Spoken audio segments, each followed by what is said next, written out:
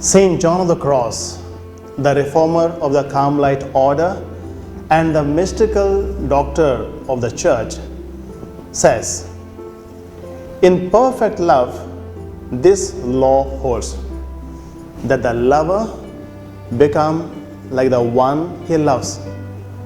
For greater their likeness, greater their delight."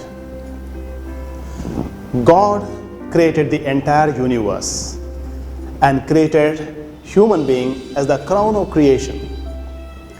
Even when mankind sinned and went away from God, He did not abandon them, but He loved them all the more. And to redeem them, He sent a Savior, as we read in the Gospel according to John chapter 3 verse 16. "For God so loved the world that He gave His only Son, that whoever believes in Him should not perish but may have eternal life." Now that's how God loved mankind. He knew that the mankind will understand His love only when He becomes one like them and one with them. Therefore, we also hear in the Gospel according to John, right in the beginning was the Word. The Word was with God, and the Word was God. And a little later, and He dwelt among us. He pitched His tent among us. So becoming one like us, one with us, God showed us that He loves us.